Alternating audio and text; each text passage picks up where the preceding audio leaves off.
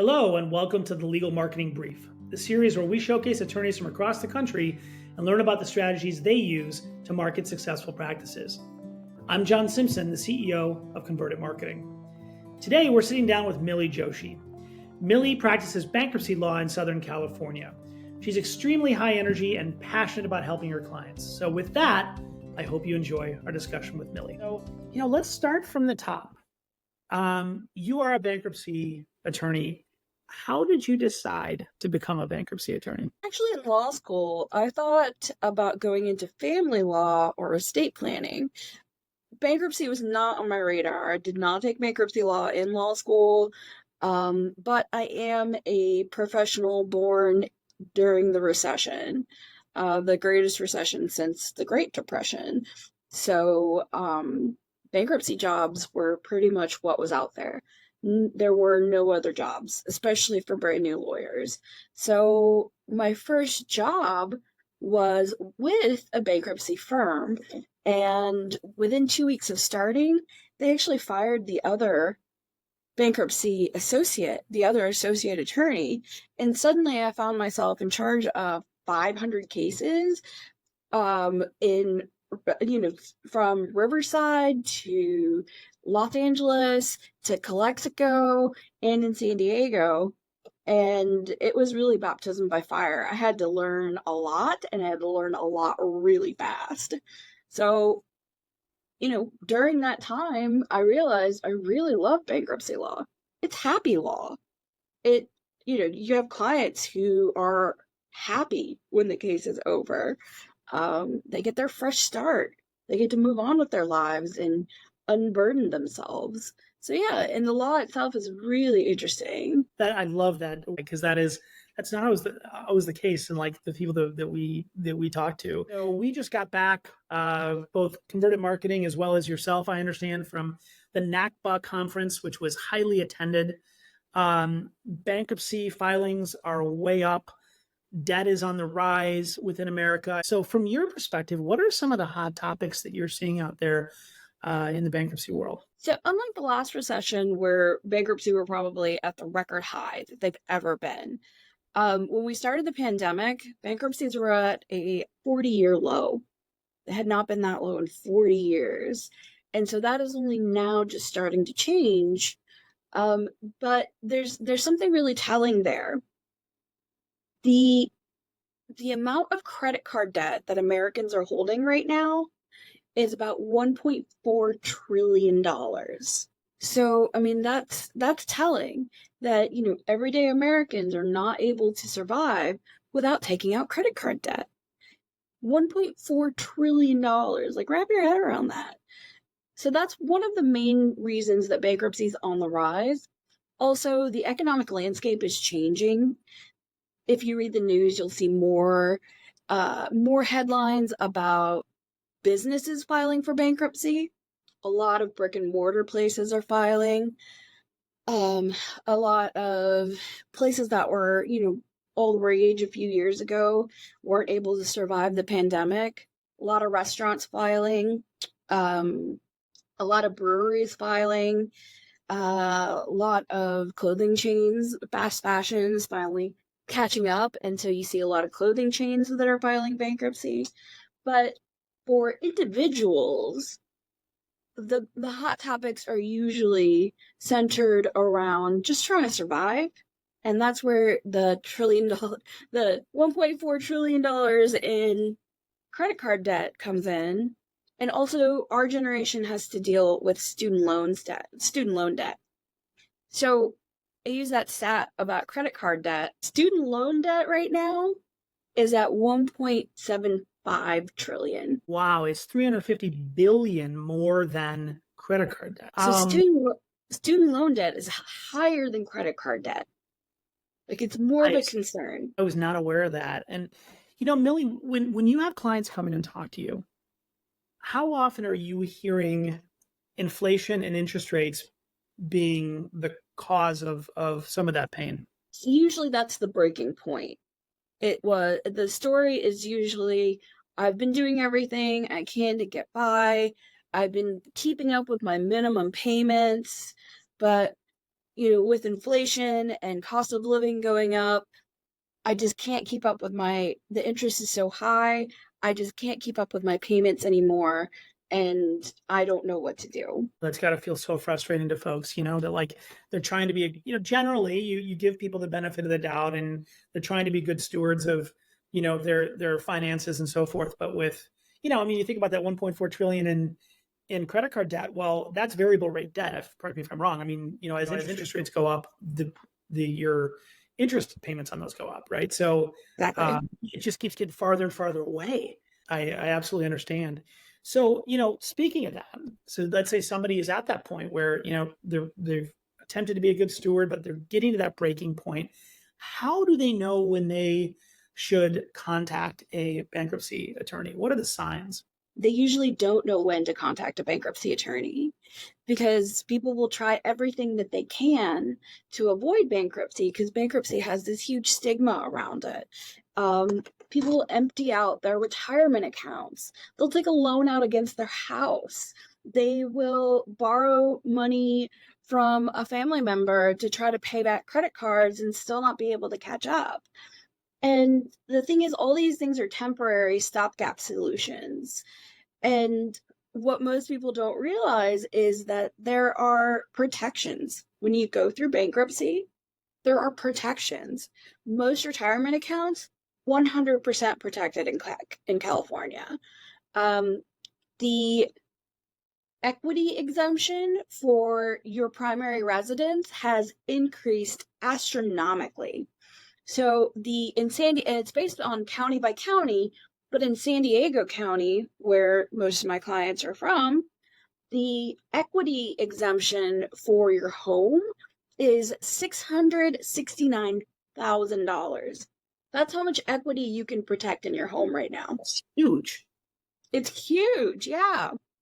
Before you take on more debt, before you take a loan against your 401k, before you cash out your IRA, before you deplete your savings, because your savings is protected too, before you start selling off your stuff, contact a bankruptcy lawyer. Bankruptcy is a tool. It's been around since biblical times.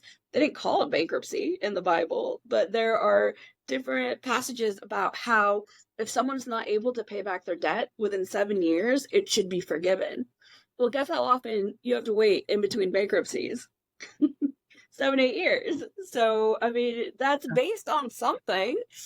Yeah, it's so many of our leaders our country's leaders have filed for bankruptcy in the past. Abraham Lincoln filed for bankruptcy twice. So it's a tool. There shouldn't be so much shame around it.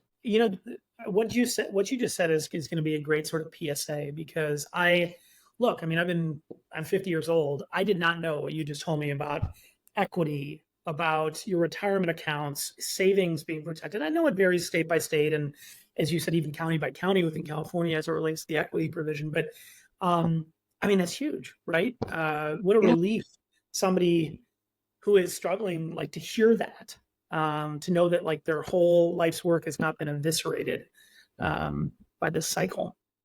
Yeah, and a common question I get is, can I keep my car out of the bankruptcy? Most places you need a car. You need a car to get to work. And what folks don't realize is there's an equity protection for your car as well. And if your car is financed, you're making a monthly payment, guess what? You get to keep doing that. Not only that, you get a protection of if you keep making your monthly payment, you get to keep the car. But let's say after the bankruptcy, somebody that's not insured hits you and your car is totaled, but it's not, the value of the car at that point isn't high enough to pay off the car balance. Well, this is where people try to sell you on gap insurance. But if you've gone through bankruptcy and you've used the right bankruptcy lawyer, you don't have to pay back the balance on that loan, the deficiency. So yes, you keep your car. You don't keep it out of the bankruptcy. Everything's included in the bankruptcy, but there's protections for that. Yeah, again, just such a great point. So there's been a lot of talk about student loans lately. It's on everybody's mind and the cost of education. And I think kids today are wondering, will they ever be able to get out from underneath their student loans? It's not just kids today, it's millennials these days, it's Gen X these days. What am I ever going to do with these student loans? Especially if you're living paycheck to paycheck, or you don't have a ton of disposable income, or God forbid you have children yourself. Oh no, they cost money. So people are carrying around these huge student loan debts, and the perception around student loan debt is that it's not dischargeable. You can never get rid of them. You have to either carry them forever and let them die with you, or you have to pay them off. And that's not true anymore. So over the past couple of years, the Department of Justice and the Department of Education have created this whole program to streamline the process of helping you either reduce your student loan balance or fully discharge your student loans in a bankruptcy. I did not know that. That's, again, very helpful information. Yeah, I mean, I was talking to one of the judicial clerks at a recent conference, and she was moving into private practice because her judge had retired. I was presenting on student loans, and we were just chatting about it and talking about being in private practice.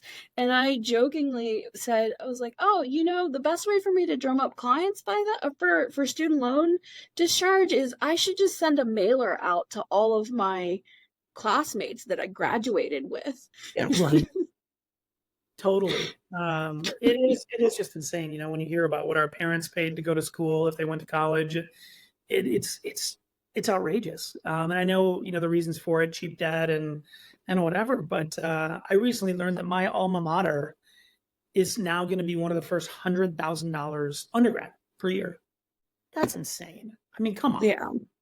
Now, of course, I'm only talking about that because I got a kid that's 2 years away from going to college, but yeah. My advice to all the youngins that are going into college now is keep it cheap in the beginning. Go to state school, go to junior college, keep your costs low when you first start. Until you find out what you're young. You don't know what life is going to throw at you. But, just because you're starting smaller or starting on a less expensive scale, don't, just disregard it. Do your best. Keep your grades super high. And then when you graduate from undergrad, most people go on to get graduate degrees or professional degrees. At that point, use the benefits that you got with a less expensive education to go to the private school that you want to go to. Well, let's switch gears. Let's go back to you a little bit and talk more specifically about your practice. So, one of the favorite questions that I have to ask you guys, because you're all passionate about what you do, is when you're at your best, what would your clients say about Milie Joshi? When I'm at my best, clients would say that I know what I'm talking about, that I'm actually, knowledgeable on the subject because I'm interested in the subject, that I'm compassionate to what they're going through, and that I genuinely care about them as people, as clients, and their outcome. I want things for them to be better at the end of this case. So I like to learn about, just like as I do with any business, the evolution of your practice. So you started your practice at a tough time to start a business. Can you talk about, the sort of pivotal points from when you started your practice to where you are today? Yeah, absolutely. So I mentioned that, I worked for the law firm that, just basically buried me as soon as I started. Well, after I had caught up with a lot of the caseloads and they started running out of money, they're like, you know what? We're good. We don't need you anymore. So at that time, I started my practice with $500 in the bank and a $2,500 student loan payment that was due in about 2 weeks.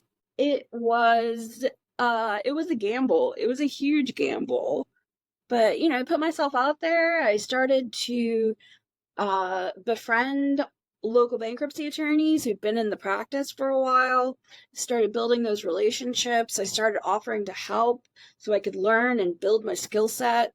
And there were plenty of attorneys who were burnt out after that really busy time in the bankruptcy world. And they're willing to offload work at, cheap rates just to get the work done. And it was a great learning opportunity for me. what's been fascinating when we talk to folks is that, what we've learned is that I can never make an assumption about what lawyers want to do with their practice, because we've had folks have all different sorts of goals for their practice, from ranging from monetary goals to, spending more time with their family, to this or that. So I'd ask you, if I was to say, hey, Milie, where do you want your practice to be in 5 years? What's your definition of success? My definition of success is being able to help as many people as possible to basically maintain the level of service that we have. But to have other staff and other lawyers take the lead on each of those cases. Of course, I am a control freak and I still want to have final say, but I want more time to study the law. As dorky as that sounds, bankruptcy law is constantly evolving, and it's so fascinating, and it changes county by county, district by district, state by state. And so I would love time just to learn more and figure out how to use the law to help clients. We have not heard that one before. Great.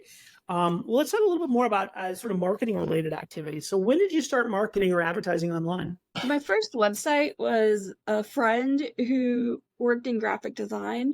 She helped me put together a website. That was in 2012. And it was the jankiest website you've ever seen. It was pictures taken off of my phone. It was stock images that you could get for free. I didn't know what to write in a website. I was like, I'm a lawyer. I do law. I do law good. Put that in the website. And so, it was all DIY. And slowly it evolved to using, more professional website companies to advertising or having online profiles with different databases so that, people could ask questions and their questions would be answered online by a real lawyer. And then, gone through different marketing companies as far as website, SEO, that sort of thing. And have really learned over time that it's a really important part of your business. But it's not something as a lawyer that you should probably be spending most of your time on. How has the marketing landscape changed since you started in 2012?